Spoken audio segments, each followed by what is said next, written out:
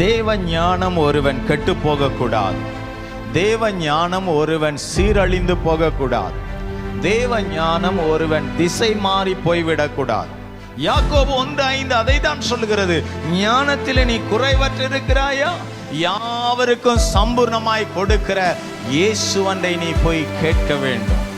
புத்தி தெளிஞ்சதுனா தான் பேச வேண்டிய வார்த்தை வாயில கரெக்டா வரும். ஞானம் வந்துச்சுன்னா தான் பேசுற வார்த்தை கரெக்டா இருக்கும்.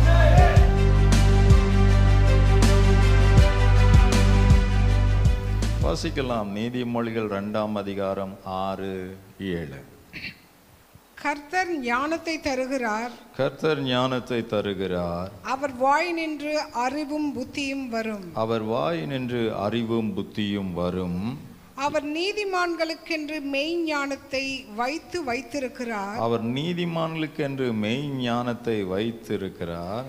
உத்தமமாய் நடக்கிறவர்களுக்கு அவர் கேடகமாய் இருக்கிறார். உத்தமமாய் நடக்கிறவர்களுக்கு அவர் கேடகமாய் இருக்கிறார்.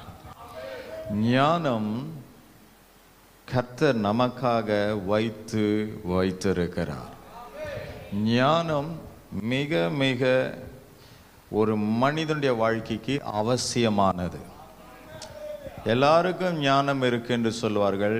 ஆனால் அதல்ல, கர்த்தர் நமக்கென்று வைத்த ஒரு ஞானம் இருக்கிறது. அந்த ஞானம்தான் அது ஒரு உத்தம வாழ்க்கையையும் தேவனை அறிகிற அறிவையும் நமக்குள்ளாக அது கற்றுக் கொடுக்கும்படி நம்மை அந்த பாதையில் கொண்டு செல்லுகிறது. இன்றைக்கு எல்லாரும் படித்தவர்கள் தான், பட்டங்கள் வாங்கினவர்கள் தான். ஆனால் அந்த பிள்ளைகள் வாழ்க்கையில் பாருங்கள், தங்கள் வயது வருவதற்கு முன்பதாகவே எத்தனோ பெற்றோர்களுக்கு அவர்கள் வேதனையாக மாறுவார்கள். குடும்பத்தில் பிள்ளைகள் பெற்றோர்களை கஷ்டப்படுத்துவதற்கு காரணம் என்ன என்றால், ஞானம் இருக்கிறது, ஆனால் தெய்வ ஞானம் இல்லை. தெய்வ ஞானம் சாட்சியாக அவர்கள் வாழ்க்கை போகும். ஆனால் உலகத்தினுடைய சத்ருவினால வஞ்சிக்கப்படுகிற அந்த ஞானம் அவருடைய வாழ்க்கையில தவறான முடிவுகளை அவர்களுக்குள்ளாக கொண்டு எடுக்கும்படி அவளை உந்துகிறது. அவர்களை அந்த வழிக்கு நேராய் அவர்களை திசை காட்டுகிறது. அப்பொழுது அவர்கள் என்ன செய்கிறார்கள் என்றால், உலகத்தினுடைய சிநேகத்திற்காக தெய்வ ஞானத்தை புறக்கணிக்கிறார்கள். உலகத்தில் இருப்பவர்களுடைய சொல்படி தங்களுடைய வாழ்க்கையை கட்டி எழுப்புவதற்கு அவருடைய வாழ்க்கை தவறான முடிவுகளுக்கு சரி என்று ஒத்துக்கொண்டு போகிறார்கள். ஆனால் கடைசியில் தான் தெரிகிறது, ஐயோ நான் செய்தது தவறு என்பதினால தான் இன்றைக்கு என்னை எல்லாரும் பகைக்கிறார்கள். இன்றைக்கு எல்லாரும் என்னை வித்தியாசமாக என்னை பார்க்கிறார்கள். இன்றைக்கு நான் செய்த தவறுகளால் தான் இன்றைக்கு நான் தலை குனிந்து விட்டேன். ஆனால் சற்று நான் தெய்வ ஞானத்தோடு நடந்திருப்பேன், ஆனால் இன்றைக்கு என் பெயர் கனப்பட்டிருக்கும். என்னுடைய வாழ்க்கையில் சந்தோஷம் இன்னும் அதிகமாயிருக்கும். எனக்கு வர வேண்டிய எல்லா நன்மையை நான் சுதந்திரித்திருக்க முடியும். ஞானம் மிக முக்கியம். ஞானத்திலே ஒரு மனிதன் குறைவற்று போக முடியாது. சரி, இந்த ஞானம் நீ படிக்கிற பள்ளிக்கூடத்திலேயோ உன் கல்லூரியிலேயோ உன்னுடைய நண்பர்களிடத்திலேயோ கிடைத்து விடுவது இல்லை. இந்த ஞானம் சபைக்குள் வரும்போது கர்த்தரிடத்திலிருந்து கற்றுக் கொடுக்கப்படுகிறது தான் இந்த ஞானம். அதற்காக தான் சபையில் சிறுவர் பாடங்கள், சிறுவர் சண்டே கிளாஸ் அங்கே இருந்தே அது துவங்குகிறது. பிறகு யூத் மீட்டிங், வாலிபர்கள் கூட்டம், பிறகு சகோதரிகள் கூட்டம், சகோதரர்கள் கூட்டம், இப்படி என்று பல ஜெபங்களிலே நாம் வர வர வர கர்த்தர் நமக்கு ஞானத்தை கற்றுக் கொடுத்து கொண்டே இருக்கிறார். அதை தான் அந்த 6ஆம் வசனம் சொல்லுகிறது, கர்த்தர் தான் ஞானத்தை தருகிறவர். ஏனென்றால் அவருடைய வாயின் வார்த்தைகள், அவருடைய வாயினுடைய ஒவ்வொரு வார்த்தையின் சொற்களும் யோசிக்காத காரியங்களை, விளங்காத காரியங்களை நமக்கு அழகாய் புரிய வைத்து கொடு. ஞானம் மிக மிக முக்கியம். அது மேலான காரியம். தெய்வ ஞானம் மிக முக்கியம். கர்த்தருடைய ஞானம் இல்லை என்றால் நாம் உண்மையாகவே வஞ்சிக்கப்படுகிறோம். கர்த்தருடைய ஞானம் இல்லை என்றால் மனுஷன் வேஷமாகவே திரிகிறான். அவனுடைய வாழ்க்கை ஒரு வேஷமாக இருக்கிறது. வேஷம் என்றால் சபைக்குள் வரும்போது ஒரு தோற்றம், சபையை விட்டு வெளியே போகும்போது ஒரு தோற்றம். ஆனால் அவன் விளங்கிக் கொள்வதில்லை. நீ எந்த இடத்தில் எந்த ஸ்தானத்தில் இருந்தாலும் உன்னை கர்த்தர் பார்த்து கொண்டே இருக்கிறார். நீ பேசுகிறதானாலும், நீ செய்கிறதானாலும், நீ சிந்திக்கிறதானாலும் எல்லாவற்றையும் அவர் பார்க்கிறார் என்ற ஞானம் அவனுக்கு இல்லை. அதுதான் பிசாசானவன் அங்கே அவர்களுக்குள்ளே ஒரு மயக்கத்தை கொடுத்து, ஒரு மந்த ஆவியை கொடுத்து, அவன் அங்கே அவர்களை அழகாக அவர்களை பிடித்து தன் வேலையை செய்ய வைக்கிறான். ஆனால் கர்த்தருடைய ஞானம் என்ன? அவனுக்கு தெரியும், நான் செய்வதெல்லாம் ஒருவர் பார்க்கிறார். என்னுடைய இருளின் நாட்களெல்லாம் நான் நினைவு கூற வேண்டும். ஏனென்றால் நியாயத்தீர்ப்பின் நாளிலே அவருக்கு முன்பதாக நான் இவைகள் எல்லாவற்றுக்கும் கணக்கு ஒப்புவிக்க வேண்டும். அப்போது ஞானம் மிக முக்கியம். இன்றைக்கு ஜெபித்தாயா? இன்றைக்கு வேதம் வாசித்தாயா? இன்றைக்கு உண்மையை பேசினாயா? இன்றைக்கு ஏதாகிலும் தவறை செய்து விட்டாயா? ஆண்டவராய் இயேசுவண்டை போய் அறிக்கையிட்டு அதற்காய் மன்னிப்பை பெற்றாயா என்பதெல்லாம் உணர்வு வருவது என்ன என்றால், ஒருவன் தேவ ஞானம் பெற்றவனுக்கு தான் அந்த உணர்வு வரும். யோவான் 3:16 சொல்லுகிறது, தேவன் தம்முடைய ஒரே பேரான குமாரனை விசுவாசிக்கிறவன் எவனோ அவன் கெட்டு போகாமல் நித்திய ஜீவனை அடையும்படிக்கு அவரை தந்தருளி இவ்வளவாய் உலகத்தில் அன்பு கூர்ந்தார். பாருங்கள், தேவ ஞானம் எப்படிப்பட்டதாய் இருக்கிறது என்றால், ஒருவனும் கெட்டு போகக்கூடாது, அவனுக்கு நல்லதை செய்ய வேண்டும், நல்லதை கற்றுக் கொடுக்க வேண்டும், நல்ல பாதையை காண்பிக்க வேண்டும் என்று சொல்லிதான் தெய்வ ஞானம் நமக்குள் நல்ல காரியங்களை படிப்பிக்கும்படியாய் இவ்வுலகத்திலே நம்மேல் அவர் அன்பு வைத்தார். தேவ ஞானம் ஒருவன் கெட்டு போகக்கூடாது. தேவ ஞானம் ஒருவன் சீரழிந்து போகக்கூடாது. தேவ ஞானம் ஒருவன் திசை மாறி போய்விடக்கூடாது. தேவ ஞானம் ஒருவன் தேவ சித்தம் இல்லாமல் இவ்வுலகத்துக்கு அவன் பலனையும் அவன் அறிவையும் அவனுடைய ஞானத்தையும் கெடுத்து விடக்கூடாது. அவன் வாழ்கிற இந்த வாழ்க்கையில ஆண்டருக்காக அவன் உண்மையாய் வாழ வேண்டும். எனக்காய் என் பிள்ளை வாழ வேண்டும் என்று விரும்புகிற தேவனுடைய ஞானம். அதற்காக தான் இயேசு தன்னையே உலகத்துக்கு பலியாய் கொடுத்தார். இயேசு தன்னையே இந்த உலகத்துக்கு பலியாய் ஒப்பு கொடுத்தார். ஹல்லேலூயா. ஞானம் மிக முக்கியம். ஞானம் ஒருவனுக்குள் இல்லாவிட்டால் அவனுடைய வாழ்க்கையில் வாழ்கிற வாழ்க்கை அது ஒரு பெரிய ஜீரோவாய் மாறுகிறது. எளிதாய் அவன் பிசாசனுடைய வலையில் பிடிபடுகிறான். நீதிமொழிகள் 3:13 நாம் வாசிக்கலாம். ஞானத்தை கண்டடைகிற மனுஷனும் புத்தியை சம்பாதிக்கிற மனுஷனும் பாக்கியவான். பாருங்கள், ஞானத்தை கண்டடைகிற மனுஷனும் புத்தியை சம்பாதிக்கிற மனுஷனும் யாராய் மாறுகிறார்களாம்? பாக்கியவான்களாய் மாறுகிறார்கள். அப்பொழுது ஆண்டவராய் இயேசு கிறிஸ்துவை நாம் ஆராதிக்க ஆலயத்துக்கு வருவது நமக்கு நல்லது. கர்த்தரை துதிப்பது நல்லது, ஜெபிப்பது நல்லது, சத்தியத்தை கேட்பது நல்லது, வேத வசனத்தை வாசிப்பது நல்லது. ஆமென். கர்த்தர் எவ்வளவு அருமையாய் சொல்லுகிறார், ஞானத்தை கண்டடைகிற மனுஷன். அப்போது அந்த ஞானத்துக்குரிய இடத்தை உன் கண்கள் பார்க்க பழக வேண்டும். ஞானம் எங்கிருந்து கிடைக்கிறது? சத்திய வேத வசனத்திலிருந்து தான் கிடைக்கிறது.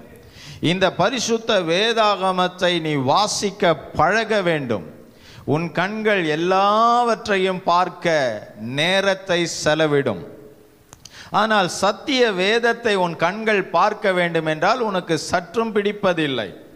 ஞாயிற்றுக்கிழமை வருவேன், வேதத்தை கொண்டு வருவேன், அதோடு முடிந்ததும் என் வீட்டில் கொண்டு போய் வைப்பேன், அடுத்த வாரம் அந்த வேதத்தை தூக்கி கொண்டு வருவேன். அவன் முற்றிலும் முட்டாளானவன். அவனுடைய நிலைமை பரிதபிக்கப்படக்கூடியது. இங்கேயும் அவனுக்கு சுகம் கிடையாது. அவன் மரித்த பிறகு, அவனுடைய மரணத்துக்கு பிறகும் அவன் வாழ்க்கை சுகம் கிடையாது. ஏனென்றால் ஞான அறிவை அற்றவன் எப்பொழுதும் அவன் தெரிந்து கொண்டு வைத்த பாதை எது என்றால் அது பாதாளம், அது நரகம். கர்த்தருடைய ஞானத்தை ஒருவன் கற்றுக்கொள்ளும் போதுதான் அவன் கிறிஸ்துவுக்குரிய எல்லா உபதேசங்களையும் கை கொள்ள பழகுவான். அவனுடைய வாழ்க்கையில் யாருமே அறிவுரை சொல்ல வேண்டியதில்லை, அவனே அவன் வாழ்க்கையை மாற்ற பழகுவான். காரணம், அந்த வார்த்தை அவனை மாற்றும். கர்த்தருடைய வார்த்தை ஒரு மனிதனுடைய வாழ்க்கை அப்படியே இருபுறமும் கருக்குள்ள பட்டயம் போல் உள்ளே வந்து அவனை மாற்றும். அவனுடைய உள்ளிருக்கிற எல்லா உறுப்புகளும் அந்த வார்த்தைக்கு அடங்க ஆரம்பிக்கும். அவனுடைய சரீரத்தினுடைய எல்லா பாவனைகளும் மாற்றப்பட ஆரம்பிக்கும். அவனுடைய சிந்தைகள், பார்வைகள், பேச்சுகள், செயல்கள், ஐக்கியங்கள், நண்பர்கள், சூழ்நிலைகள், சுற்றுப்புறத்தார்கள், குடும்பங்கள், எல்லா இடத்திலும் வார்த்தையில் நிற்கிறவன் வித்தியாசமாய் காண ஆரம்பிப்பான். அவனில் ஜனங்கள் வித்தியாசத்தை பார்க்க ஆரம்பிப்பார்கள். காரணம், வார்த்தை அவனை வெள்ளியை போலல்ல, அது பொன்னை போல் அவனை புடமிட்டு விடுகிறது. அவன் உள்ளுக்குள்ளாய் இருக்கிற அநேக அசுத்தங்கள் இந்த வார்த்தையானது போய் அடித்து வெளியே திரட்டுகிறது. அவர் பாவத்தை காணாத சுத்த கண்ணர் என்று சொல்லப்பட்டது போல் இவன் கண்களானது சுத்தத்தை பார்க்கும்போது அவன் சரீரம் முழுவதுமே சுத்தமாகுகிறது. தேவ பிள்ளைகளே, இன்றைக்கு பாவம் எத்தனை பேருடைய கண்களை மயக்கை போடுகிறது. ஆண் ஆணோடு திருமணம், பெண் பெண்ணோடு திருமணம், அவருடைய இச்சைகளிலே அவர்கள் முழுகி போகிறார்கள். தேவனுடைய திட்டத்தையே தலைகீழாய் செய்கிறார்கள். அதற்கு எத்தனை சட்டங்களை பேசுகிறார்கள், எத்தனை லாக்களை கொண்டு வருகிறார்கள், எவ்வளோ கம்பீரமாய் நின்று பேசுகிறார்கள், எவ்வளோ மார்தட்டி பேசுகிறார்கள். அவ்வளவும் கேவலமான நிலைமை. காரணம், தேவன் இடாத திட்டத்தை ஒருவன் செய்கிறான் என்றாலே அவனுக்குள் அவ்வளவாய் பொல்லாத ஆவி அவனை பிடித்திருக்கிறது. அந்த ஆவிகள் தான் அவர்களை அப்படி செய்ய ஆரம்பிக்கிறது. இன்றைக்கு வேத வசனம் ஒரு மனிதனுடைய வாழ்க்கையை சுத்தமாக்குகிறது. சிலர் சொல்வார்கள், நீ ஒரு கிறிஸ்துவுக்குள் இருக்கிறவர்கள் தானே, நீங்கள் கிறிஸ்துவை அறிந்தவர்கள் தானே, ஆனால் உங்களுக்குள் ஏன் இப்படி நடக்கிறீர்கள், ஏன் இப்படி வாழ்கிறீர்கள்? எங்கிருந்து வந்தது அந்த தவறான வார்த்தைகள்? எங்கிருந்து வந்தது அந்த தவறான பேச்சுகள்? பிசாசானவன் எங்கேயோ ஒரு இடத்தில் அவன் உனக்குள் வந்த பிறகு அவன் எல்லா இடத்தையும் அவனுக்கு உரிமையாக்கி கொள்ளுகிறான். தேவ பிள்ளைகளை, ஆசை இச்சைகள் ஒரு மனிதனுடைய வாழ்க்கையை பாவத்துக்குள் கொண்டு போய் தேவ ஞானத்தை கெடுத்து விடுகிறது. இன்றைக்கு எதில் ஒரு மனிதன் வேகமாக ஈர்க்கப்பட்டு விடுகிறான்? அவனுடைய வாழ்க்கையில் மறைந்து செய்கிற பாவத்தில் தான் அவன் ஈர்க்கப்படுகிறான். மறைந்து செய்கிற பாவத்தை அவ்வளவு விரும்புகிறார்கள். இது எந்த வயதில் தொடங்குகிறது? இது வாலிப வயதிலே தொடங்குகிறது. கிட்டத்தட்ட ஒரு 20 வயதை நீ தாண்டுவதற்கு முன்பதாய் வருகிற பிரச்சனைகள் இருக்கு பார்த்தியா, அது பயங்கர சோதனை நாட்கள். ஒரு 20 வயதுக்கு மேல்தான் வாழ்க்கை என்பது என்ன என்பதை நிதானிக்க ஆரம்பிப்பார்கள். அதற்கு முன்பதாய் வருவதெல்லாமே அவள் ஏதோ ஒரு உணர்ச்சியில் உண்டாகிறது தான் தவிர அது நிரந்தரமானது அல்ல. அந்த வயதையும் அந்த நாட்களையும் யாரெல்லாம் கட்டுப்படுத்தி ஜெயிக்கிறீர்களோ நீங்கள் பாக்கியவான்கள். தேவ பிள்ளைகளே, எல்லா ஆசைகளும் தூண்டும், ரகசியங்களை தூண்டும், தவறான காரியங்களை கொண்டு போகும். ஆனால் நடப்பதென்ன? உன்னுடைய வாழ்க்கையினுடைய பரிதாபத்தில் நீ விழும்போதுதான் அதை நீ யோசிப்பாய். இதனால் நடந்த சம்பவங்கள் தான். எத்தனை பிள்ளைகள் முகத்தில் ஆசிட் ஊற்றப்பட்டது, எத்தனை வாலிப பிள்ளைகள் தற்கொலையில் போனார்கள், எத்தனை கல்லூரியில் பிள்ளைகள் ரகசியமாய் தற்கொலை செய்து கொண்டார்கள். காரணம், பாவம் ஒருவனை பிடிக்கும் போது அந்த பாவத்துக்கு ஒருவன் ஈடுபட்டு வராததினால அது வேகமாய் மாறி அது கொலையாய் மாறுகிறது. ஆகையால் நண்பர்கள், ஐக்கியங்கள், உறவுகள் எல்லாவற்றிலும் ஞானமாய் நீ கண்டுபிடிக்க வேண்டும். ஏனென்று சொன்னால் இந்த காலம் பொல்லாததாய் இருக்கிறது. தேவ ஞானம் எதற்கு அவசியம்? இந்த உலகமானது மோசமாய் இருப்பதினால அதன் மத்தியிலே நீ பாக்கியவானாய் வாழ வேண்டும் என்றால் கர்த்தருடைய ஞானம் மிக அவசியம். எல்லாரும் ராமேன் சொல்லுங்க பார்க்கலாம். ஹல்லேலூயா.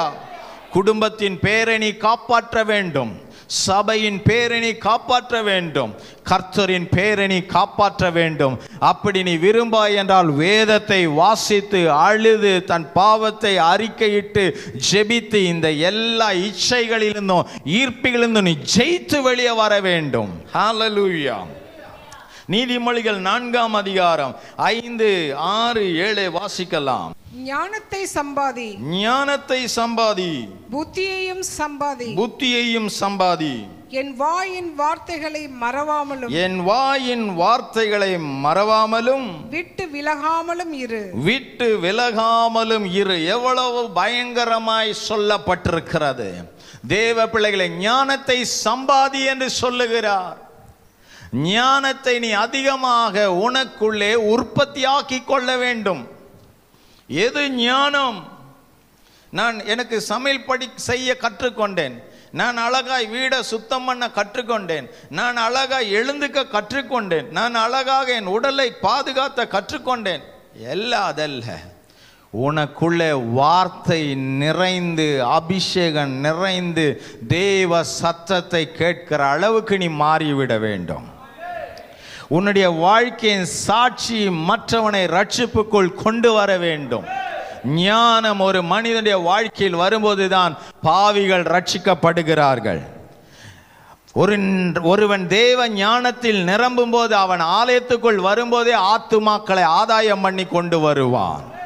அவன் நண்பர்களை அவன் ஆதாயப்படுத்துவான், துன்மார்க்கனை ஆதாயப்படுத்துவான். ஏனென்றால் ஞானம் அவனுக்குள் இருக்கிறது. ஐயோ, இவன் பயங்கரமான பாவத்தில் போய்கொண்டிருக்கிறான், அவனை எப்படியாகிலும் நான் ரட்சிப்புக்குள் நடத்த வேண்டும் என்ற கற்ப வேதனைப்படுவான். இதுதான் ஞானம். சீரழிகிறவனோடு இருக்கிறேன், அவன் கெட்ட வாழ்க்கையில் வாழ்கிறான், அவனோடு நான் ஐக்கியமாயிருக்கிறேன், ஆனால் அவனை குறித்து ஒரு கவலையும் எனக்கு இல்லை. அவனை பரிசுத்தத்துக்குள் நடத்தினால் அவன் வருவதில்லை, ஆனால் நான் அவனோடு சேர்ந்து பாவத்தில் உள்ளாச்சமாய் நான் வாழ்கிறேன். யார் ஜெயித்து கொண்டிருக்கிறா? இன்றைக்கு உன்னுடைய சரீரத்துக்குள்ளாக அந்த பாவம் ஆளுகை செய்வதற்கு இடம் கொடுத்து கொண்டிருக்கிறாய். ஆகையால் தான் ஆண்டவர் சொன்னார், ஞானத்தை சம்பாதி, புத்தியை சம்பாதி, என் வாயின் வார்த்தைகளை மறவாமலும் அவர்களை விட்டு விலகாமலும் இரு என்று சொன்னார். அப்படி என்றால் வேத வார்த்தைகள் நமக்குள்ளே மிக அவசியம். பக்கத்தில் பார்த்து சொல்லுங்க, வார்த்தை மிக அவசியம். வார்த்தையில தான் ஞானம் இருக்குது. ஹல்லேலூயா, ஹல்லேலூயா. அடுத்த வசனத்தை பாருங்கள். அதை விடாதே, அதை விடாதே, அது உன்னை தற்காக்கும், அது உன்னை தற்காக்கும். அதின் மேல் பிரியமாயிரு, அதன் மேல் பிரியமாயிரு, அது உன்னை காத்து கொள்ளும். தேவ பிள்ளையே, வேதம் வாசிப்பதும் வசனங்களை மனப்பாடம் செய்வதும் வசனங்களை இருதயத்தில் நிரப்புவதெல்லாம் வீண் கிடையாது. இவைகள் வீண் கிடையாது. சத்திய வசனங்களை வந்து உட்கார்ந்து கேட்பது வீணல்ல. ஏனென்றால் அது உன்னை தற்காக்கும், வார்த்தை உன்னை பாதுகாக்கும். ஹல்லேலூயா. அதன் மேல் பிரியமாயிருந்தால் அது உன்னை காத்து கொள்ளும். வார்த்தை தான் உன்னுடைய வாழ்க்கையை காற்றுக்கொள்ளும். அந்த வார்த்தை சொல்லும், இந்த தவறை செய்யாத, இந்த இப்படிப்பட்ட தவறானதை யோசிக்காத, இப்படிப்பட்ட தவறானதுக்கு உன்னை ஈடுபடுத்தாத, அவர்களோடு ஜாக்கிரதையாயிரு, இதோடு ஜாக்கிரதையாயிரு, இந்த நண்பனோடு ஜாக்கிரதையாயிரு, இந்த பெண்ணோடு ஜாக்கிரதையாயிரு, இந்த பையனோடு ஜாக்கிரதையாயிரு. வார்த்தை தான் சொல்லும். சிம்சோனுடைய வாழ்க்கையில அந்த ஜாக்கிரதை இழந்தனால தான் அவன் கண்ணை இழந்து மாவு ஆட்டுகிறவனாய் மாறினான். ஞானம் மிக அவசியம். ஞானம் நமக்குள் வரும்போதுதான் ஆலயத்துக்கு வருவது எவ்வளவு நல்லது என்று நமக்கு தெரியும். அது உன்னை காத்துக்கொள்ளும். அடுத்த வசனத்தை பாருங்கள். ஞானமே முக்கியம், ஞானத்தை சம்பாதி, எண்ணத்தை சம்பாதித்தாலும் புத்தியை சம்பாதித்துக்கொள். ஞானத்தை ரொம்ப முக்கியம். ஆமென். அந்த ஞானமே முக்கியம். அந்த ஞானத்தை நீ சம்பாதி, எண்ணத்தை சம்பாதித்தாலும் புத்தியையும் சம்பாதிச்சுக்கொள். உனக்கு எங்கன்னா புத்தி இருக்கா என்று கேட்கிற அளவுக்கு உங்கள் வாழ்க்கையில் இருக்கின்றால் நீங்கள் புரிந்து கொள்ளுங்கள். உனக்கு எங்கேயாவது மூளை இருக்கா, புத்தி இருக்கா? ஒரு வாட்டி சொன்ன உன் மண்டையில் ஏறுதா? ஏன் இப்படி பண்ற, ஏன் இப்படி பண்ற? அப்போது நீ புரிந்துகொள், உனக்குள் நீ சரியா இருக்க என்று உனக்குள் ஏதோ ஒன்று உன்னை ஏமாத்தி கொண்டிருக்கிறது. இன்றைக்கு உன்னை பார்த்து உனக்கு ஒரு புத்தி இருக்கா? நீ ஞானமா நடக்கிறியா? உனக்கு ஞானமா பேச தெரியுதா? உனக்கு மரியாதை தெரியுதா? உனக்கு ஒழுக்கம் தெரியுதா என்று உன் வீட்டார் உனக்கு சொல்லும்போது உனக்கு கோபம் வருகிறதா? அதை தூக்கி எறிந்து அவர்களை பார்த்து கோபப்படுகிறாயா? அவர்களை காட்டிலும் என் நண்பர்கள் தான் என் மேல் அவ்வளவு பாசம் என்று இந்த பாசத்தை நீ வெறுக்கிறாயா? ஆனால் புரிந்து கொள், ஞானம் உனக்கு இல்லாததினால தான் ஞானம் உனக்கு இல்லை என்று சொல்லுகிறார்கள். இருக்குமானால் உன் ஞானம் அவர்களுக்கு தெரியப்பட்டிருக்கும். ஆண்டவர் அதை தான் சொல்றார், ஞானம் மிக முக்கியம், ஞானம் மிக முக்கியம். உன் வயது ஆக ஆக உன் வாழ்க்கையின் ஒழுக்கங்கள் நீயே மாற்றிக்கொள்ள வேண்டும். உலகம் ஈர்க்கும், உலகம் வஞ்சிக்கும். தேவ பிள்ளையே, ஜாக்கிரதையாய் உன் வாழ்க்கையில் நீ நடக்க வேண்டும் என்று ஆண்டவர் விரும்புகிறார். நீ எவ்வளவு உன்னுடைய வாழ்க்கையில் தவறான பெயர்களை சம்பாதிக்கிறாயோ அவ்வளவும் ஆண்டவராய் இயேசு கிறிஸ்துவை நீ மறுபடியும் சிலுவையில் அறைந்து அவரை, பாவத்தின் ரத்தம் சிந்தினவரை மறுபடி நீ பாவி என்றே நீ காண்பித்து கொண்டிருக்கிறாய். அதனால் அவர் மிகவும் துக்கப்படுகிறார். இன்றைக்கு நீ மாறும்போது உன் நிமித்தம் உன் பட்டணம் மாறும். நீ மாறும்போது நீ பழகிற உன் நண்பன் மாற்றப்படுவான். ஹல்லேலூயா. மாற்றம் மிக முக்கியம். இன்றைக்கு எல்லா ஞானம் நமக்கு தேவை என்று நான் சொல்லுகிறேன் என்றால், நமக்காய் பிறக்கப்பட்ட ஆண்டவராய் இயேசு இந்த உலகத்திலே பிறக்கும் போது அவருக்குள் காணப்பட்டதும் அதுதான். லூக்கா 2ஆம் அதிகாரம் 52ஆம் வசனத்தை நாம் பார்க்கலாம். இயேசுவானவர் ஞானத்திலும் வளர்த்தியிலும் தேவ கிருபையிலும் மனுஷ தயவிலும் அதிகமாய் விருத்தி அடைந்தார். அதிகமாய் அவர் விருத்தியாய் பெருகினார். இயேசுவானவர் ஞானத்திலே அவர் வளர்ந்திருக்கிறார். அவர் ஞானமுள்ளவர். அவர் வாயிலிருந்து ஞானம், அறிவும், புத்தியும் வருகிறது. அப்போது உனக்கு ஞானம் இல்லையா? நீ யாரண்டை போய் கேட்க வேண்டும்? இயேசுவின் பாதத்தண்டை போய், எனக்கு ஞானம் தாருமா இயேசுவே, என்ன எல்லாரும் உனக்கு ஞானம் இல்லை, உனக்கு புத்தி இல்லை என்று சொல்லி என்னை காயப்படுத்துகிறார்கள். இனி நான் ஞானமாய் நடக்க எனக்கு நீர் சொல்லித்தாரும் என்று இயேசுவண்டை போய் ஒருவன் மண்டிட்டு ஜெபிப்பானால் அவருடைய வாயிலிருந்து அந்த ஞானம், அந்த புத்தியை உனக்குள்ளே அவர் கொடுப்பார். யாக்கோபு 1:5 அதை தான் சொல்லுகிறது. ஞானத்திலே நீ குறைவற்றிருக்கிறாயா? யாவருக்கும் சம்பூர்ணமாய் கொடுக்கிற இயேசுவண்டை நீ போய் கேட்க வேண்டும். யாவருக்கும் சம்பூர்ணமாய் கொடுக்கிறவர் அவர் அண்டை நீ கேட்கும் போது உனக்கு ஞானத்தை அவர் கொடுப்பார். யாரும் உனக்கு சொல்ல வேண்டாம். நீ காலையில் ஜெபம் பண்ணு, இரவில் ஜெபம் பண்ணு, பைபிளை படி, ஆலயத்துக்கு போ என்று யாரும் உன்னை உணர்த்த வேண்டாம். உனக்குள்ளே அந்த தாகமானது வற்றாமல் ஒவ்வொரு நாளும் அதிகரித்து கொண்டே இருக்கும். காரணம் என்னென்றால் அதுதான் உன் பேரை பிரஸ்தாபப்படுத்தும். அவருடைய ஞானத்திலே நீ இருக்கும்போதுதான் உனக்கு அடைக்கப்பட்ட எல்லா ஆசீர்வாத வழிகளும் திறக்கப்படும். உன் எதிர்காலம் ஆசீர்வாதமாய் மாறும். நீ எங்கே விழுந்தாயோ, எங்கே தலை குனிந்தாயோ அதே இடத்தில் உன்னை உயர்த்தி அவர் உன் பேரை பிரஸ்தாபப்படுத்துவார்.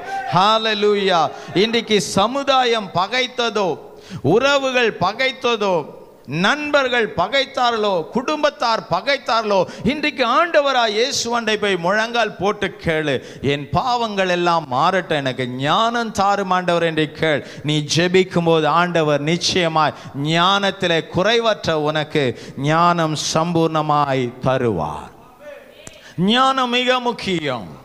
பக்கத்தில் பார்த்து சொல்லுங்க, ஞானம் மிக முக்கியம். ஞானமாய் நாம் நடக்க வேண்டும். இவ்வுலகத்தில் நாம் ஞானமாய் நாம் வாழ வேண்டும். ஞானமற்று போவோம் என்றால் நம்முடைய வாழ்க்கையில உண்மையாய் நாம் எடுக்கிற எல்லா முயற்சிகளும் படுதோல்வியாய் போகும். யார் உங்கள் வாழ்க்கையில் வருவார்? நண்பர்கள் வருவார்கள். அவர்கள் என்ன செய்வார்கள்? இஷ்டம் போல் உன் வாழ்க்கையை அவர்கள் சீரழித்து விட்டு போய்விடுவார்கள். நண்பன் நண்பன் நண்பன் நண்பன் என்று நீ ஓடிக்கொண்டே இருப்பாய். ஆனால் எப்படிப்பட்ட நண்பனை நீ தெரிந்து கொண்டிருக்கிறாய் என்பதுதான் உன் வாழ்க்கையில் நீ கண்டுபிடிக்க வேண்டிய மிகப்பெரிய ஞானம். லூக்கா 15ஆம் அதிகாரம் 11ஆம் வசனத்திலிருந்து பார்க்கும்போது, ஒரு தகப்பன், அவனுக்கு 2 பிள்ளைகள் இருந்தார்கள். செல்வந்தனாகிய தகப்பன், ஆசீர்வாதம் குறைவில்லாத தகப்பன், பரிபூர்ணமுள்ள தகப்பன், பிள்ளைகளை நேசிக்கிற தகப்பன், பிள்ளைகள் மேல் அவ்வளவு பாசம் உள்ளவர், பிள்ளைகளை ஒரு காலம் அவர் பகைக்கவில்லை. தெய்வ பிள்ளைகளே, இன்றைக்கு யோசித்து பாருங்கள்.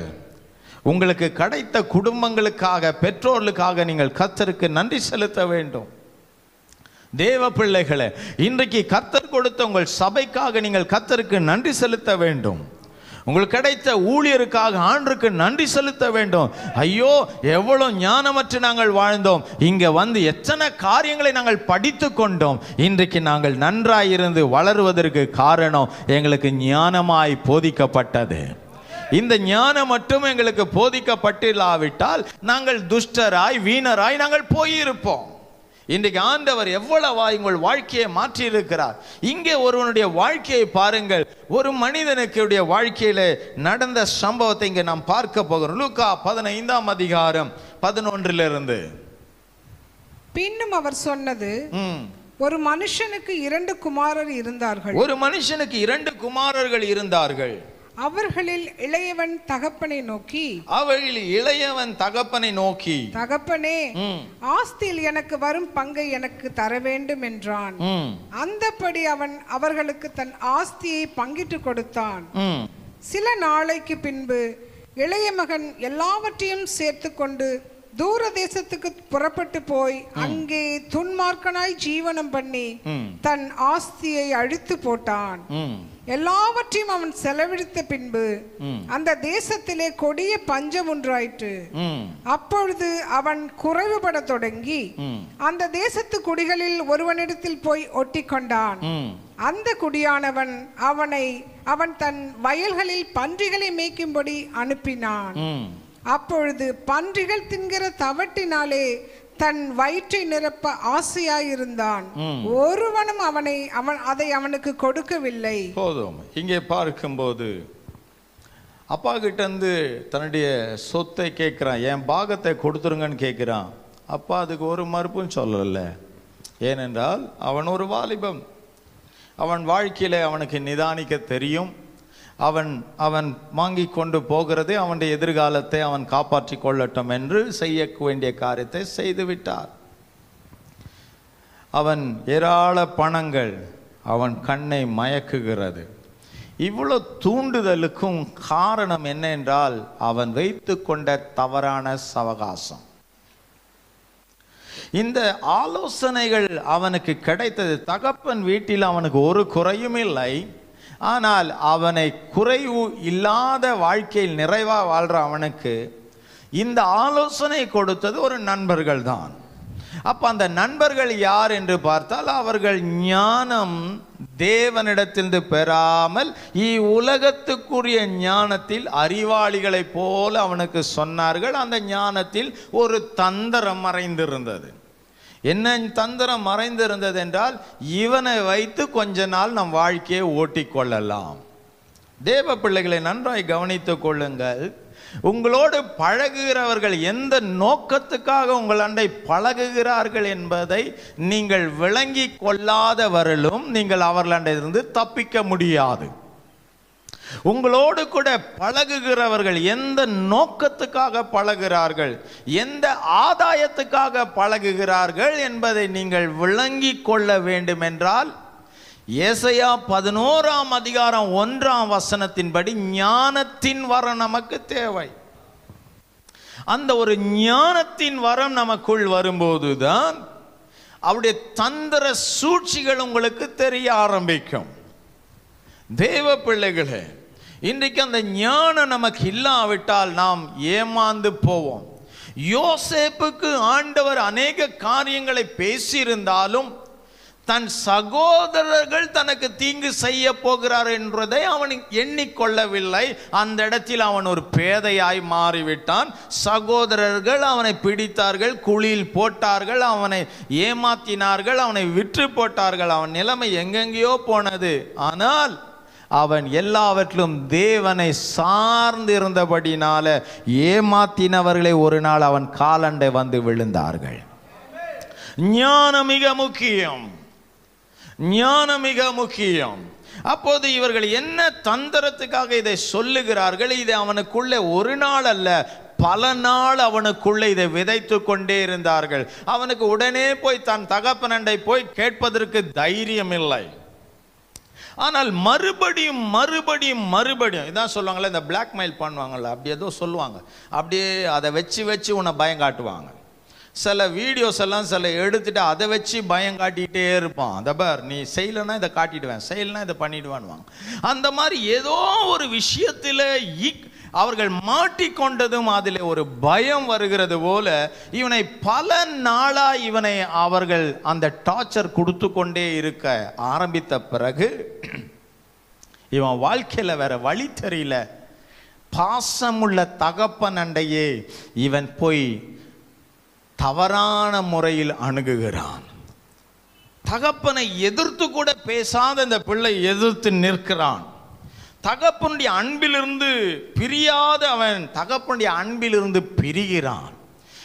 அந்த வசனங்கள் 11 16 வரை பார்க்கும்போது அவன் ஒரு காரியத்தை இழக்குகிறான். இழந்து போகிற தருணத்தில் அவன் வருகிறான். என்ன? தகப்பன் எல்லாவற்றையும் அவன் கேட்டதும் கொடுத்து விட்டார். அதை எடுத்துக்கொண்டு போனான். பாருங்க, நண்பர்கள் எல்லாரும் அவனோடு சேர்ந்து உல்லாசமா இருந்தாங்க. என்னென்ன காரியங்களை செய்யக்கூடாதோ அதை எல்லாம் செய்தார்கள். அவருடைய மூத்த சகோதரன் அதை ஒரு வார்த்தை குறிப்பிடுகிறான், இவன் வேசியண்டை போய் எல்லாவற்றையும் விட்டு போட்டானே என்று சொல்லுகிறான். அந்த அளவுக்கு கேவலத்துக்குள்ளாக இந்த பணம் அவனை வழி நடத்தி விட்டது. தேவ பிள்ளையே, உனக்கு ஞானம் இருக்குமானால் நீ யோசிக்க வேண்டும். உன் கற்பை நீ காப்பாற்றிக் கொள்ள வேண்டும். உனக்குரிய எல்லா விதமான பேரை நீ காப்பாற்ற வேண்டும். உன் குடும்பத்தின் பேரை நீ காப்பாற்ற வேண்டும்.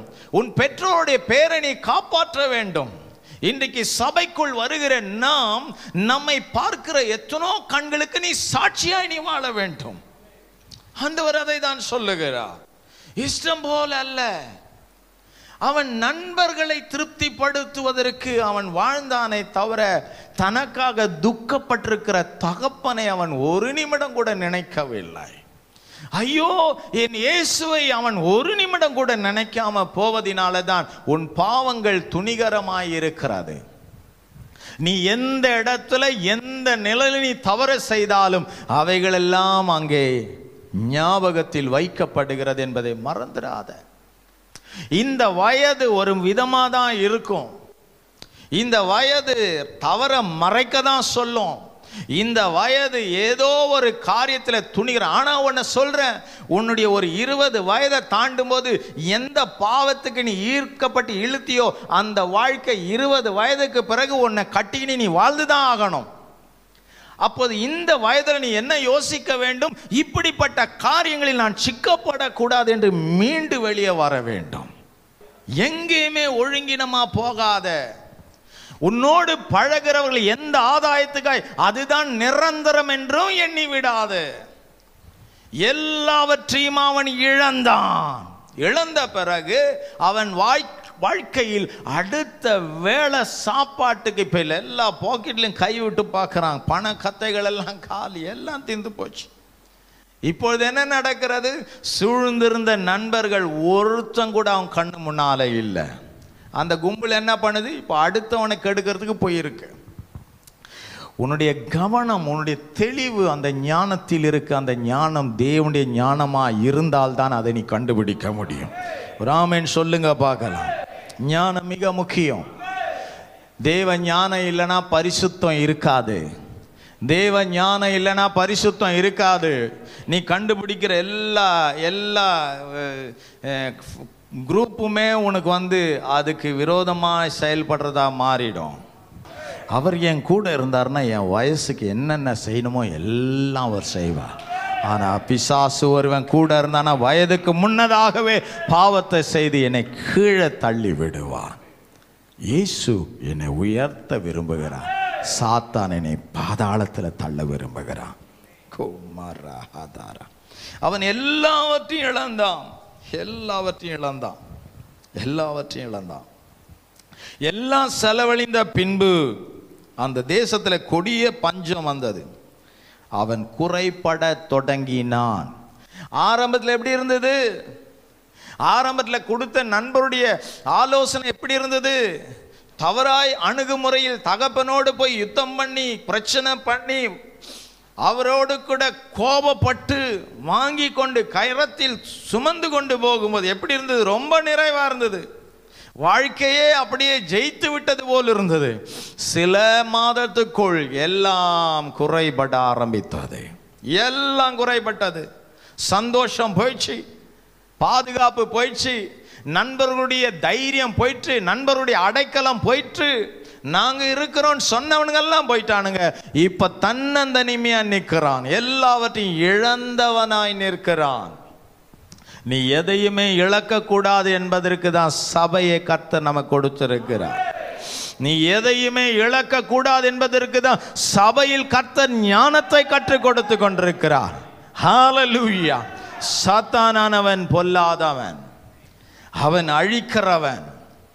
இன்றைக்கும் வாழ்க்கையில ஆண்டவர் நீ இழக்க கூடாது என்பதற்காக தான் சகோதரா சகோதரி உனக்கு ஞானத்தை அவர் கற்றுக் கொடுக்கிறார். ஹalleluya. எல்லாத்தையும் அவன் இழந்துட்டான். இப்போ அவன் நிலைமையை யோசித்து பாருங்க. ஒண்ணுமே இல்லை இப்போ கையில். இப்போ இருள் சூழ்ந்து கொண்டிருக்கிறது, பயம் வருகிறது. இதற்கு மீறி போவதற்கு பாவத்தினுடைய உச்சகட்டத்தில் நிற்கிறான். இப்பொழுது அந்த பாவத்தை செய்ய வைத்த நண்பர்கள் இந்த பாவத்தில் அவனோடு இல்லை. அப்படி என்றால் ஏதோ ஒன்று உன்னிடத்திலிருந்து அவனுக்கு தேவை, அதற்கு தான் தொடர்ந்து உன்னை தொடர்ந்து கொண்டே இருக்கிறான். அதற்கு தான் அவன் தொடர்ந்து வருகிறான். அந்த பிசாசு அதற்கு தான் உன்னை தொடர்ந்து வருகிறான். அவன் கரத்தில் நீ பிடிபட்டு விட்டால் அவனுக்காக நீ வாழுவ, இயேசுக்காக நீ வாழ மாட்ட. ஏன்னா இயேசுக்காக நீ வாழ்ந்தினா நீ படித்த படிப்பு, நீ சம்பாதிப்பது, உன் ஆஸ்திகள்லாம் எல்லாம் டபுளாக மாறிக்கிட்டே இருக்கும். நீ வேற லெவலில் நீ போயிட்டே இருப்ப. அதற்காக அந்த பிசாசனவன் இந்த ராஜ்யத்தை நீ கலக்குவான்பதை தெரிஞ்சதுனால தான் உன்னை ஒன்றுமில்லாம உன்னை மண்ணாக அவன் மாற்றுகிறான். தேவ பிள்ளையே, இந்த சிற்றின்ப பாவத்தினால மயங்கி விடாம எழும்பி நில்லு. உதறி போடு. உதறி போடுறத உதறி போட்டு உண்மையில வா, உண்மையில வா. உன் வயசு வரும்போது உனக்கு வேண்டிய காரியத்தெல்லாம் குடும்பம் கண்டிப்பா செஞ்சு உன்னை வீட்டை விட்டு தருத்துவாங்க போ என்று.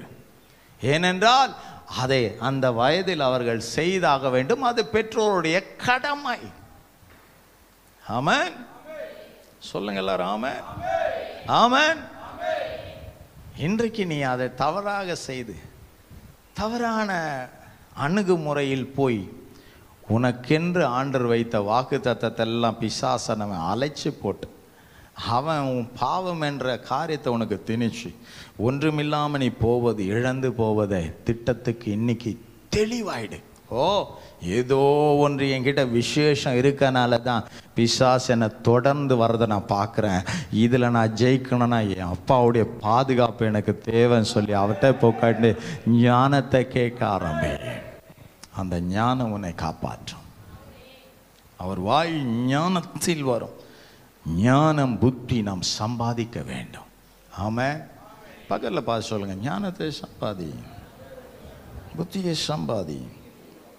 இப்பொழுது அவன் எல்லாம் இழந்து நிற்கும் போது இப்போ அவன் வாழ்க்கையில ஒன்றை தீர்மானிக்க அவன் ஸ்தானத்திலிருந்து எழும்புகிறான், எழுந்தான். ஆமென்.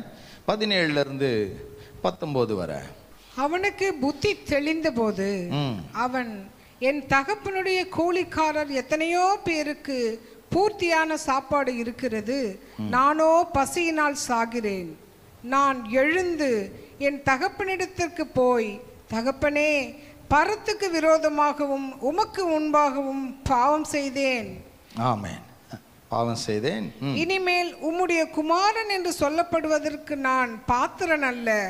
உம்முடைய கூலிக்காரரில் ஒருவனாக என்னை வைத்துக் கொள்ளும் என்பேன் என்று சொல்லி, இதெல்லாம் ஒரு உட்கார்ந்து அப்பா கிட்ட போறதுக்கு முன்னாடி இதை ஒரு ரிகர்சல் பார்க்குறார். அப்பா கிட்ட போனா இப்படி தான் நம்ம சொல்லி மன்னிப்பை கேட்டுக்கணும்னு ஒரு ரிகர்சல் பண்றார். ஆமென். சொல்றான் பாருங்க. ஆமென். அவன் புத்தி தெளிந்தவனாய், ஆமென், அவன் தகப்பனிடத்தில் கூலிக்காரில் எத்தனோ பேர் பூர்த்தியாய் சாப்பிடுகிறார்கள், நானோ பசியில் சாகிறேன்.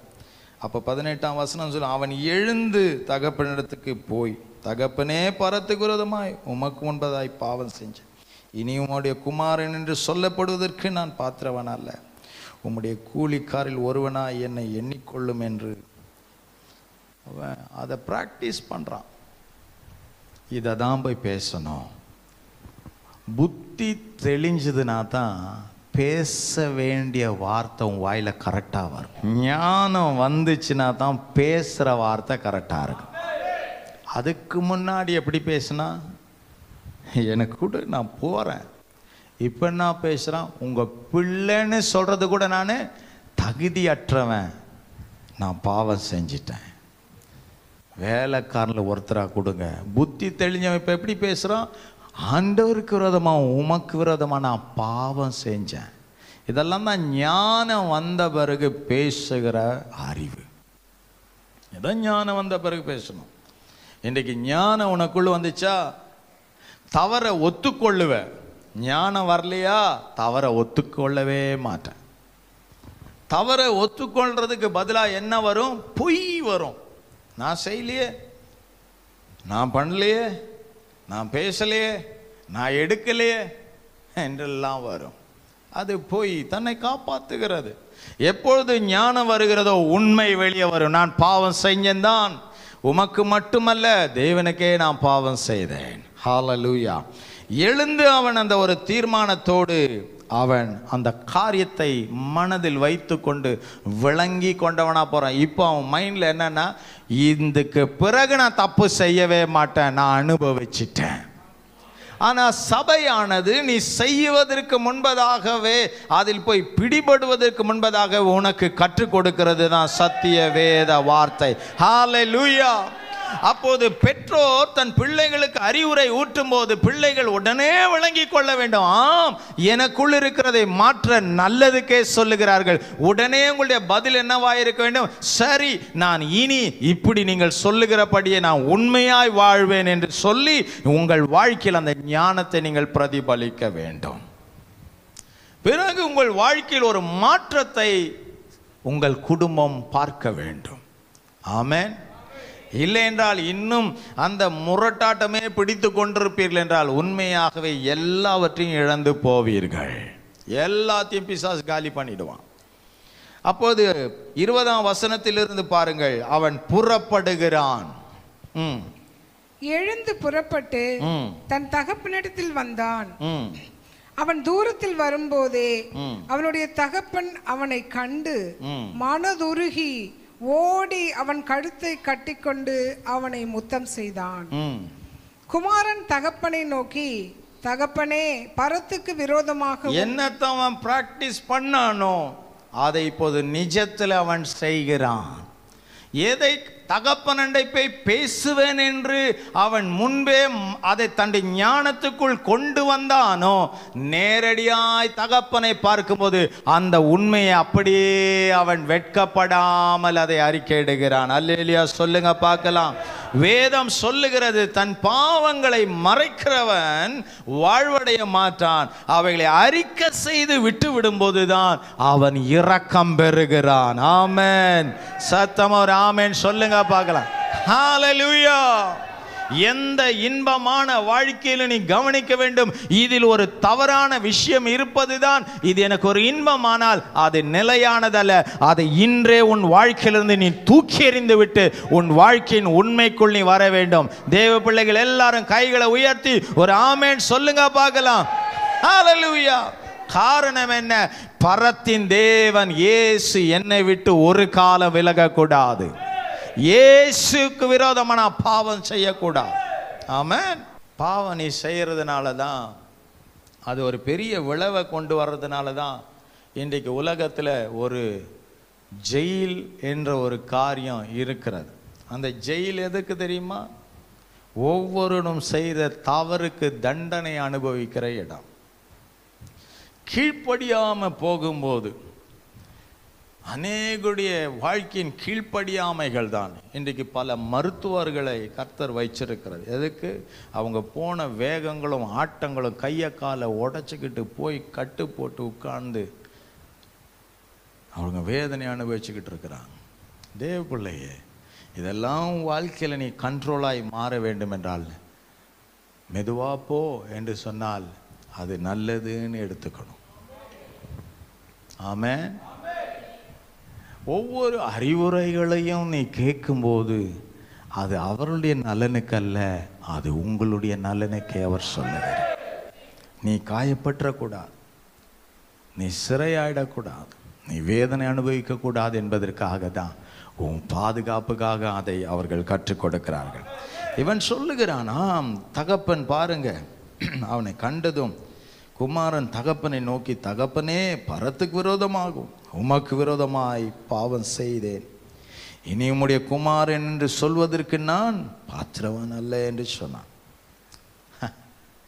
நீ எவ்வளோ உன்னுடைய உண்மை நீ சொல்றியோ, உடனே நீ எதிர்பாராத காரியங்களை தான் தகப்பன் உனக்கு செய்வார். இன்னைக்கு இயேசுக்காக நீ வாழ வேண்டும் என்று அவர் விரும்புகிறார்.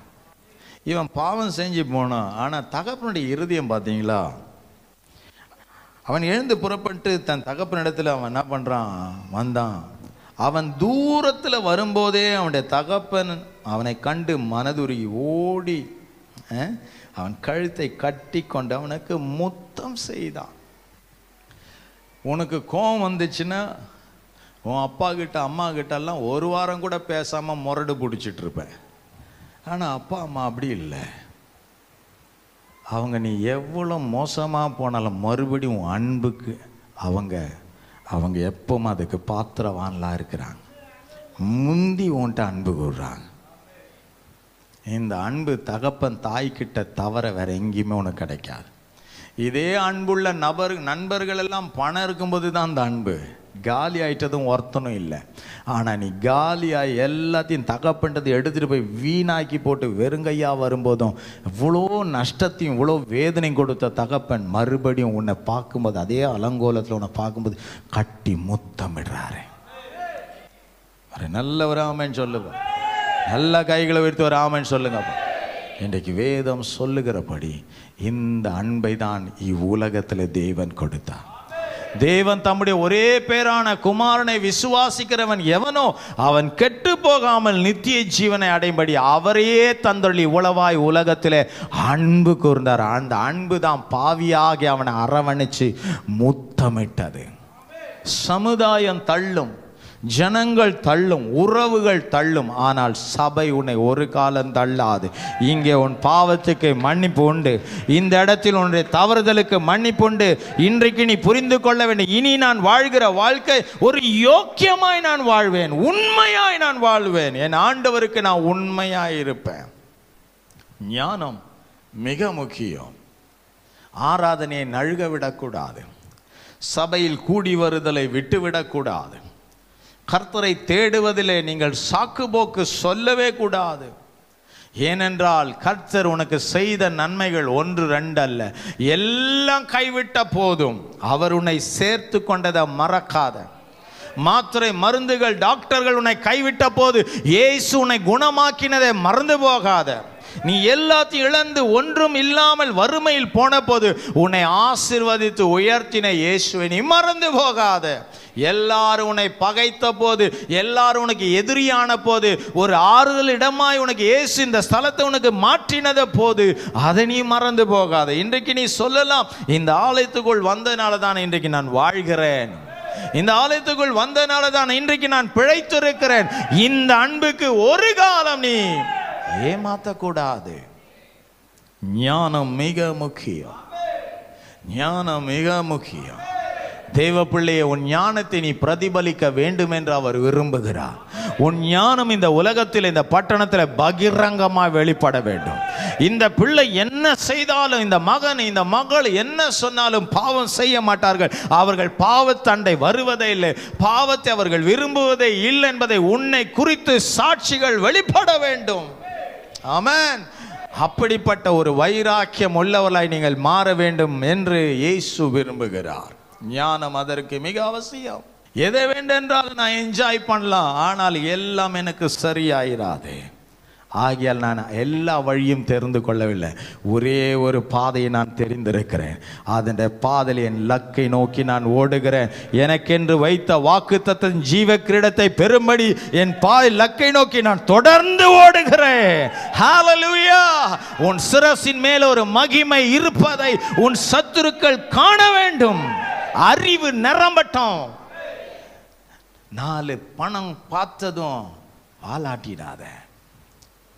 2 படிப்பை படித்ததும் வாலாட்டிடாத. என்ன நிலைமையில் ஆண்டவனை சிதறடிச்சிருவாருன்னு நீ யோசிக்கணும். அவருக்கு மட்டும் வேலை காட்டிடாத. வாழ்க்கையின் ஜெபங்கள் அதிகரிக்க அதிகரிக்க உன் சுபாவங்கள் மாறும். ஜெபங்களும் வார்த்தைகளும் அதிகரிக்க அதிகரிக்க உனக்குள்ள தாழ்மை வர ஆரம்பிக்கும். தாழ்மை இல்லையா? முரடாடம் பிடிச்சிருக்கியா? உனக்குள்ள மதம் பிடிச்சிருக்கு. ஆண்டுகிட்ட போய் சொல்லுவோம், ஞானம் தாங்கப்பா. கோபத்தெலாம் என்னை தூக்கி போடுங்க, அதெல்லாம் நல்லதில் தூக்கி போடுங்க. எனக்கு சாந்தத்தை தாங்க, அமைதியில் தாங்க. அவனுடைய வாழ்க்கையில் அவன் யோசித்திருக்கலாம், நான் என்னத்துக்கு இனி போனோம். அவன் அங்கே வந்தான், அவன் அப்பா கிட்ட வந்தான் பாருங்க, கரெக்டான இடத்துக்கு வந்தான். வேற முடிவு எடுத்துருந்தான்னா இந்த உலகத்தில் சாத்தான் அவனை இந்த உலக வாழ்க்கையே முடிச்சிட்டு இருப்பான். வாழணும்னு ஆசைப்படுறியா? இதுக்கு பிறகும் வாழணும்னு ஆசைப்படுறியா? இனி தேட வேண்டிய ஒரே ஒரு இடம் தேவ சமூகம், உன் ஜெப நேரம். ஹல்லேலூயா. வேத வாசிப்பு இது உன் வாழ்க்கையில தொடருமானா நீ ஞானமுள்ள பிள்ளையாய் நீ இருப்ப. ஹல்லேலூயா. தகப்பன் அவனை கட்டி முத்தம் செய்தான். இன்றைக்கு இங்கே இருக்கிற எத்தனோ பேரை இயேசு கட்டி முத்தம் செய்ய விரும்புகிறார். அவருடைய அன்பின் அரவணைப்புக்குள் நீ வர வேண்டும். அவர் பரிசுத்தமுள்ள தேவன். தீங்குகள் அதிகமாய் உன்னை தாக்குகிறதா? இன்னைக்கு மனம் திரும்பி எனக்கு ஞானம் தாங்க அப்பான்னு கேளு. ஞானம் மிக முக்கியம். தெய்வ ஞானம் மிக முக்கியம். ஓ மாசாரா ஹாபௌசோரோ. அவன் குமாரன் தகப்பனை நோக்கி, பரத்துக்கு விரோதமாய் உமக்கு விரோதமாய் பாவம் செய்தேன். இதுதான் தன்னுடைய எதெல்லாம் பாவத்தை சாப்பிட்டனோ அத்தனையும் கக்கி விடுவது. அதுக்கு பிறகு அந்த ரகசியம் உள்ள ஒரு நிமிஷம் கூட முடியாது என்னால். என் தேவனுடைய ஏதோ ஒரு பிரச்சனை என்னை உந்துகிறது. இது என் இருதயத்துக்கு பாரமாய் இருக்கிற, இதை நான் தூக்கி எறிகிறேன். தூக்கி எறி. ஆண்டவரே உனக்குன்னு நியமிச்ச ஆசீர்வாத கதவை அவர் திறக்கும் மட்டும் அவருடைய பலத்த கரத்தில் அடங்கிரு. 22 வாசிக்கலாம். 32 அதில் வாசிங்க. அப்பொழுது தகப்பன் தன் ஊழியக்காரரை நோக்கி, நீங்கள் உயர்ந்த வஸ்திரத்தை கொண்டு வந்து இவனுக்கு உடுத்தி இவன் கைக்கு மோதிரத்தையும் கால்களுக்கு பாதரட்சியும் போடுங்கள்.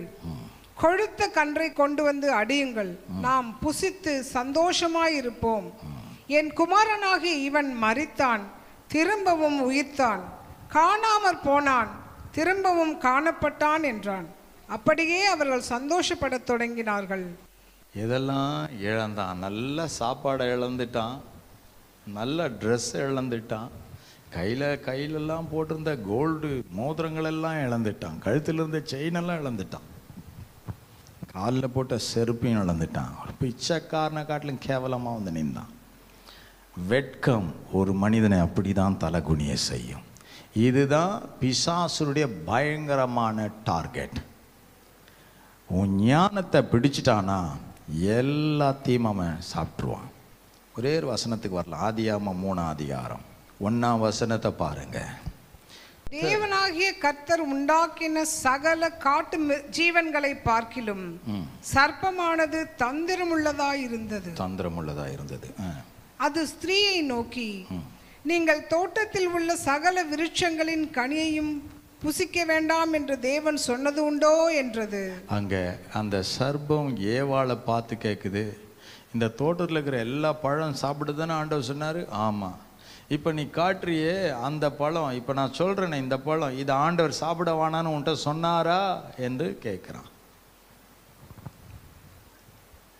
தேவ பிள்ளையே, எங்க சொன்னா எதுல நீ பிடிபடுவேன்னு சாத்தானுக்கு நல்லா தெரியும். ஆமென். இந்த கனியை புசிக்க வேண்டாம் என்று தேவன் சொன்னது உண்டோ என்றான். அவ யோசிக்கிறான், இது ஆதாம் இவளுக்கு சொல்லலையா? இப்படிப்பட்ட காரியம் செஞ்சா என்ன தப்பா? தப்பான்னு கேட்கறதே தப்பு தானே. பெற்றோர்களை பிள்ளைகள் கேட்கிற கேள்வி, நீ ஏன் என்ன பெத்த? நியாயமா அந்த கேள்வி? நாளைக்கு நீ உன் பிள்ளைகளை பெத்து எடுத்த போது அந்த பிள்ளைக்கு உன்னை கேட்கும்போது தான் அந்த வலி உனக்கு தெரியும்.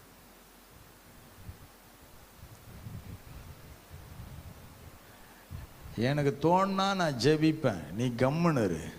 ஞானமான வார்த்தையா? பைபிள் படிச்சியா? நான் படிக்கிறேன்னா இல்லையோ, கம்முன்னு வேலையை பாரு. இதெல்லாம் திமிரு. பிசாசானவன் தேவனுடைய திட்டம், தேவனுடைய வார்த்தையே தவறா கொஞ்ச நேரத்தில் கத்து கொடுத்துருவான். இந்த கனியை புசிக்க வேண்டாம் என்று தேவன் சொன்னது உண்டோ? இல்லை, ஏன்ட்ட யாரும் சொல்ல, ஏன்ட்ட சொல்ல. அவ்வளோதான், முடிஞ்சு போச்சு. இன்றைக்கு பாவம் உன்னுடைய வாழ்க்கையில இது செஞ்ச தப்பா என்ன? நானே என் வாழ்க்கைக்கு முடிவு எடுத்துக்கிறேன், நானே என் இஷ்டத்துக்கு போகிறேன், நான் என் ஃப்ரெண்டுக்காக நான் நிற்கிறேன், என் ஃப்ரெண்டுக்காக நான் உயிரை கொடுப்பேன், என் ஃப்ரெண்டு தான் எனக்கு முக்கியம், நீ முக்கியம் கிடையாது. இதெல்லாம் திமிரு. தேவ பிள்ளையே, இந்த பிசாசின் ஆவி உன் வாழ்க்கையிலே வாழாதபடி இன்றைக்கு ஒரு தாழ்மையை கேளு. அவர் இயேசுவானவர் தாழ்மையின் ரூபத்தை எடுத்தார், அடிமையின் ரூபத்தை எடுத்தார். அவர் தன்னை தாழ்த்தினார், சிலுவை பரியந்தும் தன்னை தாழ்த்தினார். அவரால் எதையும் செய்ய முடியும், தாழ்த்தினார். மனிதன் செய்த பாவத்துக்காக அவர் தன்னையே தாழ்த்தினார். நல்ல ஃப்ரெண்டை கண்டுபிடிங்க, நல்ல ஒரு ப்ரேயர் லைஃபை உருவாக்குங்க. பக்திக்கு ஏதுவான ஒரு குடும்பங்களை நீங்க தெரிந்தெடுங்க. ஒன்று சேர்ந்து ஜெபிக்க ஆரம்பிங்கள். தவறான பேச்சுகள் எல்லாம் தூக்கி போடுங்கள்.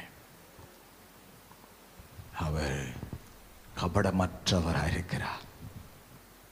தன் ஜனங்கள் செய்கிற அலங்கோலங்களை பார்த்து அவர் வேதனைப்படுகிறார்.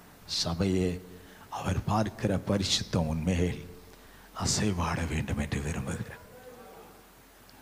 உன் தேவனை நீ துக்கப்படுத்தினது போதும். உன் ஆண்டவருடைய பார்வைக்கு மதிக்காம நீ நடந்தது போதும். வேஷமாய் திரிஞ்சது போதும். இன்றைக்கு உன்னை நேசிக்கிறார். இன்றைக்கும் உன்னை அவர் கட்டி அரவணைத்து முத்தம் கொடுக்க விரும்புகிறார். எப்படியோ இருந்திருக்கணும் நீ, ஆனா இன்னைக்கு நீ உன் திமிரினால எல்லாம் இழந்துட்ட. ஆனா இன்னைக்கு ஒரு விஷயம், உன்னை மறுபடியும் கட்டி முத்தமிட்டு உனக்கு எல்லாவற்றையும் திரும்ப தருவதற்கு ஆசைப்படுறார். என் பிள்ளை, நீ இதை இழந்துட்டு இருக்கிற. போனை தூக்கிட்டு எங்கேயோ ஓடாத. போனை தூக்கிட்டு எங்கேயோ ஓடி போய் குசு குசுன்னு பேசாத. எங்க உன்கிட்ட இருக்கிற உண்மை, ஏன் திருட்டு வேலை? உண்மையா பேசு. அப்பா அம்மா கிட்ட உட்காந்தே பேசு. நியாயமா நட. என் ஃபோனில் இருக்கிற லாக்கு என் வீட்டில் எல்லாருக்கும் தெரியும்.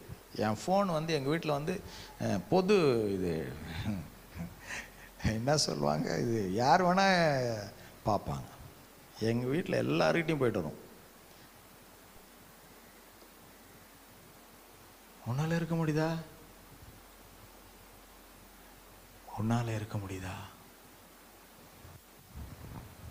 ஒரு நாளைக்கு வேலைக்கு போகும்போது பொண்டாட்டி ஃபோனை புருஷன் கையிலையும், புருஷன் ஃபோனையும் பொண்டாட்டி கையிலையும் கொடுத்துட்டு போக சொல்லுங்க. காலேஜ் போகிற பிள்ளைங்க ஃபோனை அப்பா கிட்ட அம்மா கிட்ட கொடுத்துட்டு அவங்க ஃபோனை கொடுத்து அனுப்புங்க, கொடுக்க மாட்டாங்க. 11 மணிக்கு அவன் பண்ணுவான். ஓப்பன் ஆட்டாருங்க. வாழ்க்கையில் நீங்களே செலக்ட், ஏன் தான் இந்த பிரசங்கம் இன்னைக்குன்னு தெரியல எனக்கு, செலக்ட் பண்ணுறது இல்லை. உன் பெற்றோர்கள் உன் வாழ்க்கைக்காக ஆண்டவர்கிட்ட அவங்க ஜெபம் பண்ணுறாங்க. அவர் எல்லாம் நியாயமாக செய்வார். சொல்லுங்க, ஞானம் ரொம்ப முக்கியம்.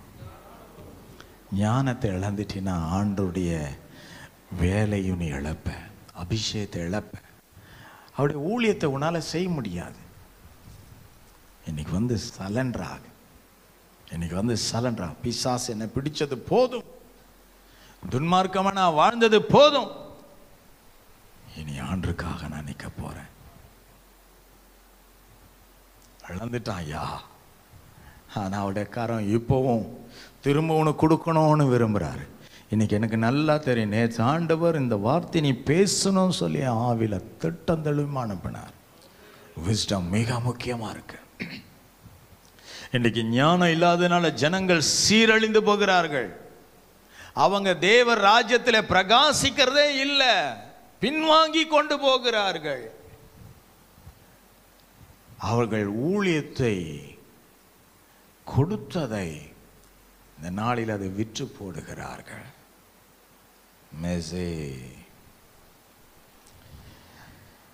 எல்லாவற்றையும் அவன் திரும்ப பெற்றுக்கொள்ளும்படி அவன் வந்து ஒப்பு கொடுத்து அறிக்கையிட்ட பிறகு மறுபடியும் அவனுக்கு மன்னிப்பு கிடைத்து பரத்தின் தேவனும் மன்னித்தார், தகப்பனும் மன்னித்தார்.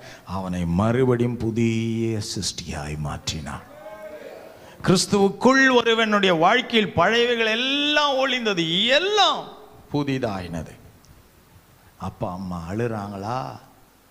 அதை பார்த்து சந்தோஷப்படுறியா? பிசாசு உன் கூட்ட நல்ல ஞானத்தை கற்று கொடுத்துருக்கான். அப்பா அம்மாவை காயப்படுத்துறியா? அவங்கள கை நீட்டி பேசுறியா? பிசாசு நல்ல உனக்குள்ள துணிச்சலை கொடுத்துருக்கான். அப்பா அம்மாவை எதிர்த்து பேசுறியா?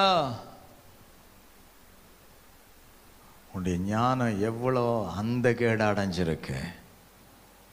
இன்னைக்கு ஆண்டவர் சொல்றாரு, ஞானம் மிக முக்கியம். எந்த ஞானம்? தெய்வ ஞானம்.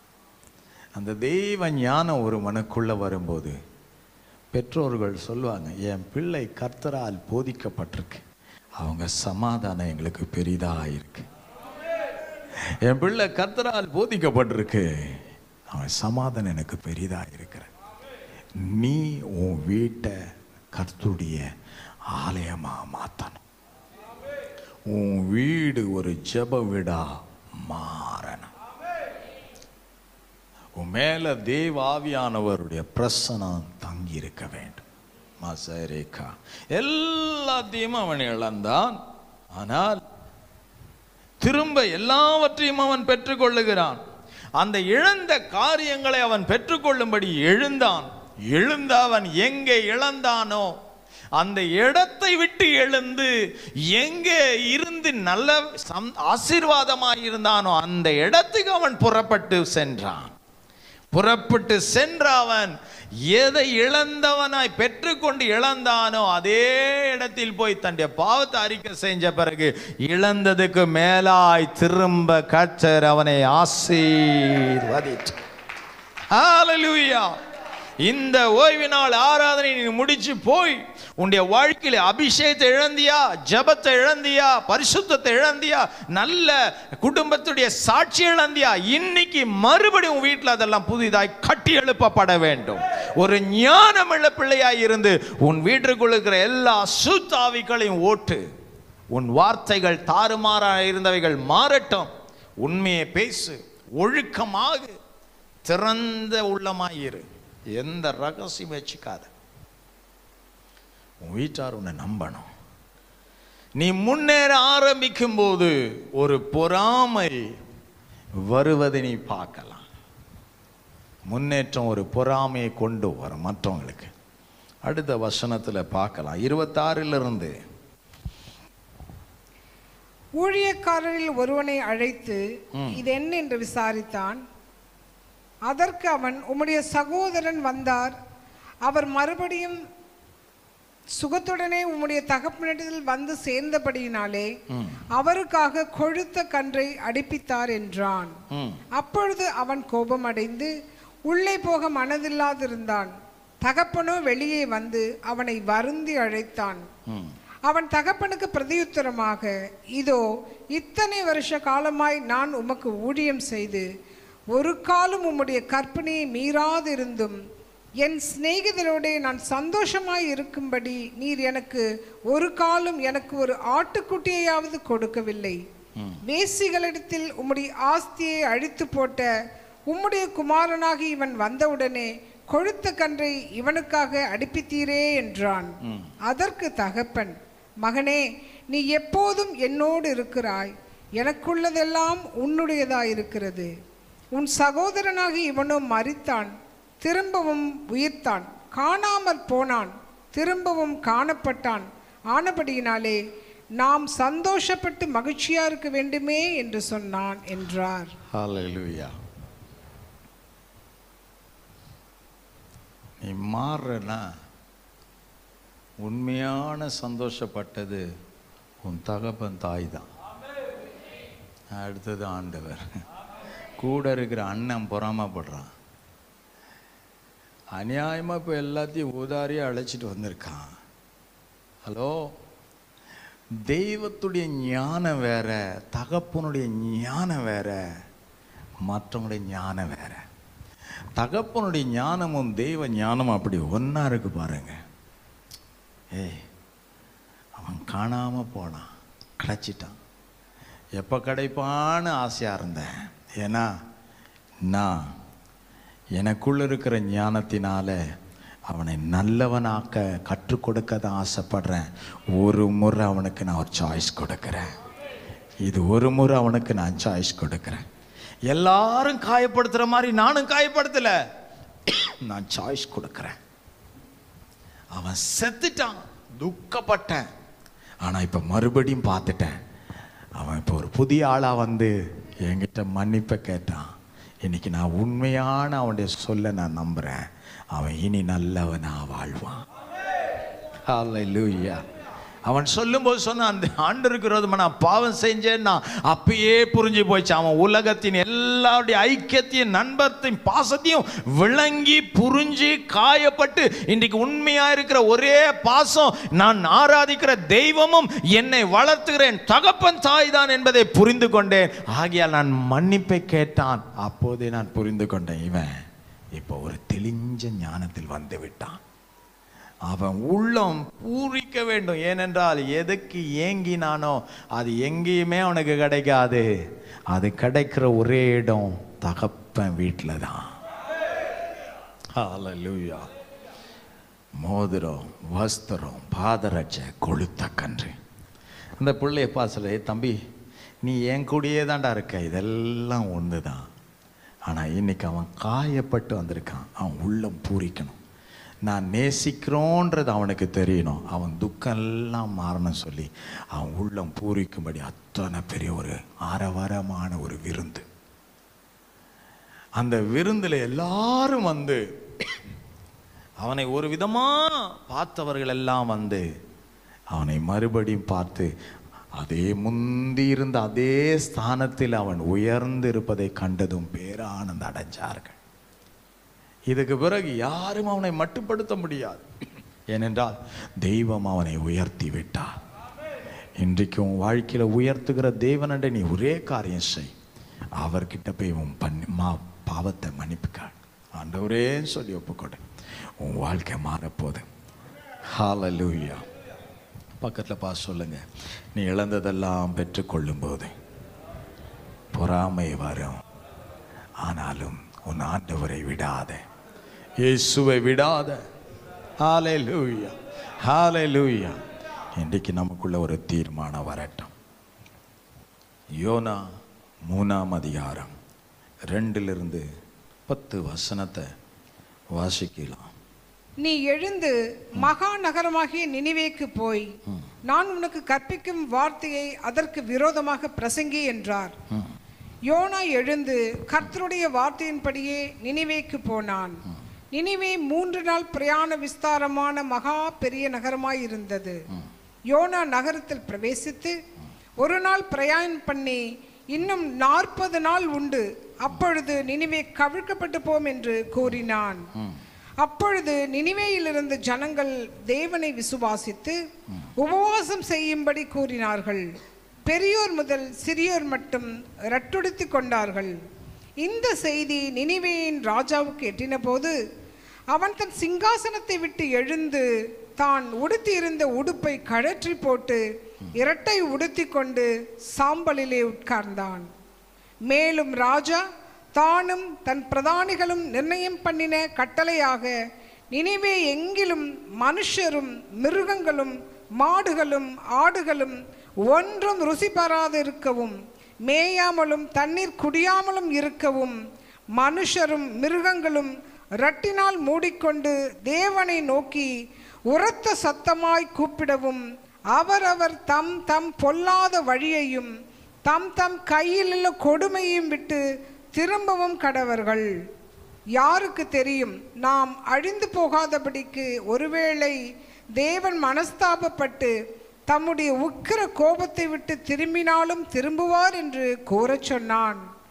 அவர்கள் தங்கள் பொல்லாத வழியை விட்டு திரும்பினார்கள் என்று தேவன் அவர்களுடைய கிரியைகளை பார்த்து தாம் அவர்களுக்கு செய்வேன் என்று சொல்லியிருந்த தீங்கை குறித்து மனஸ்தாபப்பட்டு அதை செய்யாதிருந்தார். ஹல்லேலூயா.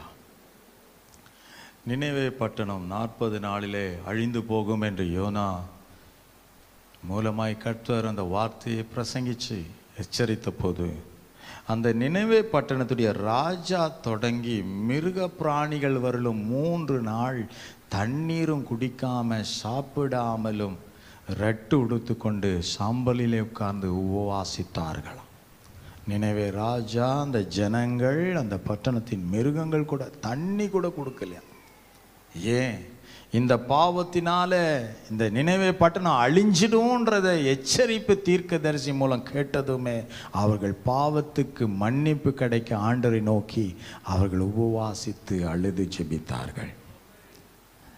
ஒருவேளை கர்த்தர் நம்முடைய இந்த உபவாசத்தின் நிமித்தம் இந்த சிங்காசனத்தை விட்டு ராஜா அவர்களும் இறங்கி உட்கார்ந்தார் என்றால் தேவ வார்த்தை சொன்னது அப்படியே நடக்கும் என்பதை சிங்காசனத்தில் உட்கார்ந்த ராஜாவுக்கு அவர்களும் தேவ பயம் இருந்தது.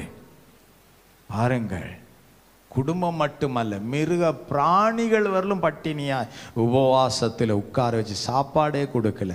கடவுளே எங்களை காப்பாற்றும் என்று கதறினார்கள். தெய்வம் என்ன செய்தார்? அந்த நினைவே பட்டண ஜனங்கள் அழியாதபடி அவர்களுக்காக மனஸ்தாபப்பட்டு மனதுருகி அந்த ஆக்கினிக்கு அவளை தப்புவித்தார். இன்றைக்கு விசுவாசிகள் குடும்பமா ஒரு நாள் ஃபாஸ்டிங் பண்ணுங்க. பிள்ளைகளுக்காக உபவாசம் பண்ணி பிள்ளைகளோடு ஒரு நாள், வாரத்தில் ஒரு நாள், இன்னைக்கு நம்ம குடும்பமா ஃபேமிலியா ஃபாஸ்டிங் தான் என்று உட்காருங்கள்.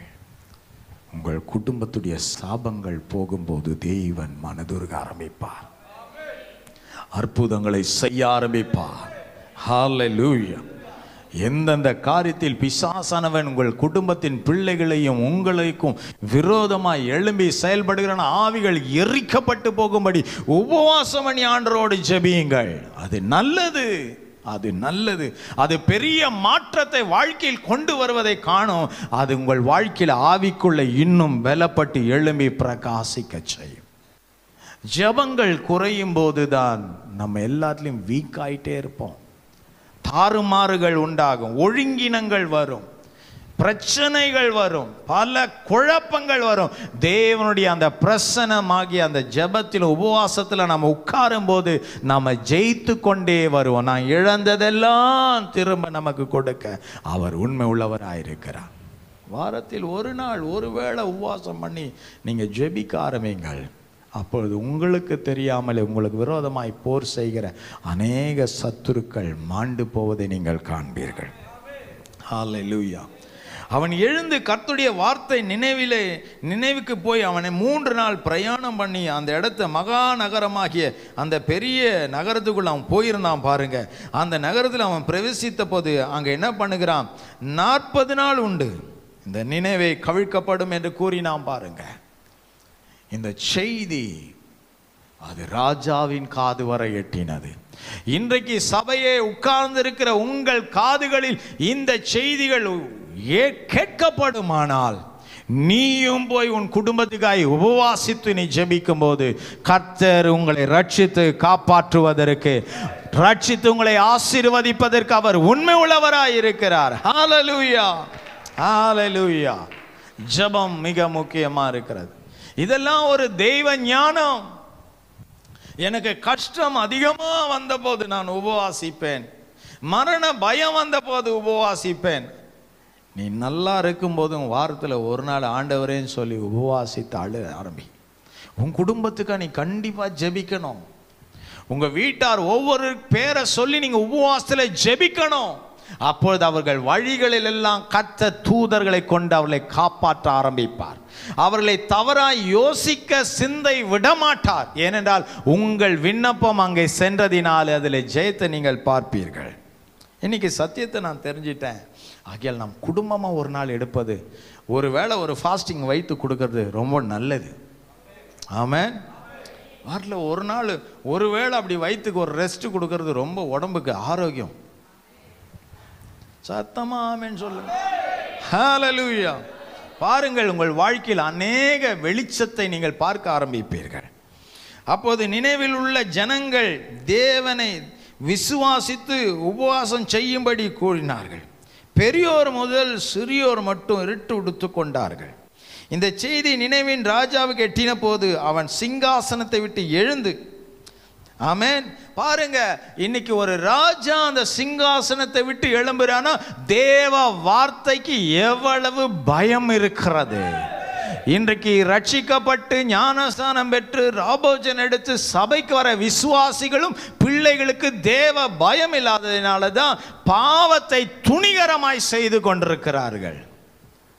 அவங்க கிட்ட இயேசுவை பார்க்க முடியல. ஒரு ராஜா எழுதுகிறான் என்றால் அப்போது ராஜாவுடைய உள்ளம் தேவ பயத்தில் நிறைந்து தன் ஜனங்களை அவன் நேசிக்கிறான், தன் பட்டணத்தை நேசிக்கிறான். என் பட்டணம் நல்லா இருக்க வேண்டும், என் ஜனங்கள் நன்றாய் இருக்க வேண்டும். கெட்டு சீரழிந்த குமாரன் திரும்பி வரும்போது தகப்பன் ஓடி முத்தமிட்ட காரணம் என்ன? என் குடும்பம் நன்றாய் இருக்க வேண்டும், என் பிள்ளைகள் மாற வேண்டும். இன்றைக்கு காயப்படுத்துவதை நிறுத்திவிட்டு ஆண்டவருடைய ஆலோசனைக்குள்ளே வாருங்கள். உபவாசிக்க எடுக்க ஆரம்பிங்கள், ஜெபிக்க ஆரம்பிங்கள். ஆமென். நட்டு உடுத்துக்கொண்டு அந்த நினைவில் உட்கார்ந்தார்கள். மிருக பிராணிகள் எல்லாம் உட்கார்ந்தது. அவர்கள் தங்களுடைய 10ஆம் வசனத்தில் பாருங்க, அவர்கள் தங்களுடைய பொல்லாத வழி விட்டு திரும்புவோம் என்றார்கள். பொல்லாத வழி. யாரும் நான் தப்பு செய்கிறேன்னு ஒத்துக்க மாட்டாங்க. ஆனால் நீங்கள் உபவாசத்தில் உட்காரும்போது உங்களை விட்டு அதெல்லாம் நீங்கள் அறிக்கை பண்ண ஆரம்பிப்பீங்க. ஒரு பிரச்சனை இறங்கி வரும்போது எல்லாத்தையுமே நம்ம கக்கிடுவோம். டக்குன்னு இருதயத்தை உடைப்பார், அழுது சொல்லுவோம். ஒரு அபிஷேகம் அப்படி வரும், ஒரு அலை போல. அவ்வளோதான். ஐயோ ஆண்டவர் என்ன பாவத்தெல்லாம் கொட்டி தீர்த்துருவீங்க. அதுக்கப்புறம் ஒரு பாவத்தை பார்த்தாலே உங்களுக்கு சுத்தமாக பிடிக்காது. நல்ல அபிஷேகத்தில் அப்படி நிறைஞ்சு நின்றீங்கன்னா, ஒருத்தன் சிகரெட்டு பிடிச்சி விட்டான்னா அந்த புகையே உங்களுக்கு பிடிக்காது. ஆனால் அந்த அபிஷேகம்லாம் அப்படி தனைஞ்சி போய் கடந்தனா ஒடிச்சா கூட நீங்கள் பக்கத்துலேருந்து காப்பி குடிச்சு உங்களுக்கு அது ஃபீலே இருக்காது. இதாங்க வித்தியாசம். ஒரு அசுத்தமான ஒரு பிக்சரை உங்கள் கண்கள் சற்று நேரம் அப்படி பார்க்காது, அந்த அபிஷேகம் அலோவ் பண்ணாது. ஆனால் அதில் தனிஞ்சு போயிட்டு அபிஷேகம்லாம் அதெல்லாம் அது இன்னொரு 4 முறை ஊற்று க்ளோஸ்அப் பண்ணி பார்ப்பீங்க. இதுதான் பாவத்துடைய ஈர்ப்பு. ஆண்டுடைய மகிமை நம்மளை சூழ்ந்து இருக்கணும்னு அவர் விரும்புகிறாரு. இந்த மகிமை உங்களை சூழ்ந்து இருக்கணும்னு அவர் விரும்புகிறாரு. ஏதேன் தோட்டத்தில் அவர்களை வெளியே அனுப்பின பிறகு ஒரு சுடர் உள்ள பட்டயத்தை வச்சாரு பாருங்க, அதுக்கப்புறம் உள்ளே என்ட்ராக முடியாது. ஒரு மகிமையின் பட்டயம் உங்களை சுற்றி வந்துச்சுன்னா ஒரு பாவம் உங்களை என்ட்ராவாது. நீங்கள் தேவனுடைய ராஜ்யமாக மாறுறீங்க. ஹல்லேலூயா. எல்லா கிரியைகளும் விடுங்க, எல்லாத்தையும் தூக்கி எறியுங்க. இந்த தீங்கு வராதபடி தேவன் மனஸ்தாபப்பட்டு எங்களை காப்பாற்றிடுவார்னு உட்காஞ்சாங்க பாருங்க, காப்பாற்றிட்டார். கை தட்டி கத்திர மயன்படும். ஹல்லேலூயா. இன்றைக்கு இந்த ஆராதனையில் தேவ பிள்ளைய தேவ ஞானத்தை பெற்றுக்கொள். அவர் என்ன விரும்புகிறாரோ அதை மட்டும் செய்கிற பிள்ளையாய் நீ மாற வேண்டும். உன்னோடு இயேசு இருக்க விரும்புகிறார். இன்றைக்கு பாவத்தை மறைச்சி வாழ்ந்ததெல்லாம் போதும், எல்லாத்தையும் தூக்கி போட்டு ஒரு உண்மையான ஒரு கிறிஸ்தவ வாழ்க்கையை நீ வாழ வேண்டும். நீதிமொழிகள் 14:1 சொல்கிற, புத்தி உள்ள ஸ்திரீ தன் வீட்டை கட்டுவாள், புத்தி இல்லாத ஸ்திரீ தன் கையினாலே அதை இடித்து போடுவாள். ஒரு ஞானம் கேளு ஆண்டட்ட. குடும்ப ஜெபம் கரெக்டாக பண்ணுங்க. வாரத்தில் ஒரு நாள் ஒரு உபவாசம் ஒரு வேளை பண்ணுங்க. பிள்ளைகளோடு பேசுங்க. ஜெபத்திலையும் வார்த்தையிலும் அவர்களை உருவாக்குங்க. நம்ம இயேசுக்கு சாட்சியாக இருக்கணும், சபைக்கு சாட்சியாக இருக்கணும். நம்ம ஆண்டவருடைய பிள்ளை ஆவியில் வளரணும். பேசுங்க. அவர்கள் ஆவிக்குரிய வாழ்க்கையில் அவங்கள உருவாக்குங்க. அது உங்கள் வாழ்க்கையை ஆசீர்வாதமாக்கும். இருக்கிற இடத்துல எழுந்து நிற்கலாமா? ஞானம் மிக முக்கியம். ஞானம் மிக முக்கியம். ஞானமற்று போகும்போது எல்லாத்தையும் இழந்துரும். ஆனால் தேவ ஞானம் வரும்போது எல்லாத்தையும் சுதந்திரிச்சுப்பேன். பாவத்தை வெளியே சொல்லாத, நம்ம பாவத்தை யார்ட்டையும் சொல்லிடாத, அப்படிலாம் பேசுறியா? அதுவே பெரிய பாவம். தேவ ஞானம் என்ன தெரியுமா? என் ஆண்டவருக்கு முன்பதாய் நான் உண்மை உத்தமமாக நான் இருப்பேன், நான் பாவம் செய்ய மாட்டேன். யோசேப்பு ஆண்டவர் அவ்வளோ பெரிய ஆளாக உயர்த்தினதுக்கு காரணம் என்ன தெரியுமா? அவனை பகைச்சவங்க எல்லாம் காலண்ட வந்து விழறதுக்கு காரணம் என்ன தெரியுமா? போத்திபாவுடைய மனைவி யோசேப்பை பாவத்துக்கு பலவந்தம் பண்ணும்போது அவன் தன் வஸ்திரத்தையும் விட்டு அவன் தப்பிச்சு ஓடினான். அவன் ஒரு வார்த்தை சொன்னான், என் தேவனுக்கு விரோதமாய் நான் பாவம் செய்வது எப்படி? இன்னைக்கு உள்ள வேஷமா வாழ்றனா, இல்லைன்னா ஒரு உத்தமமான ஒரு வாழ்க்கையை இன்னிலிருந்து நான் பிரதிபலிக்க நான் வாழ போறேன். என்னை ஒப்பு கொடுக்கிறேன்னு சொல்றியா?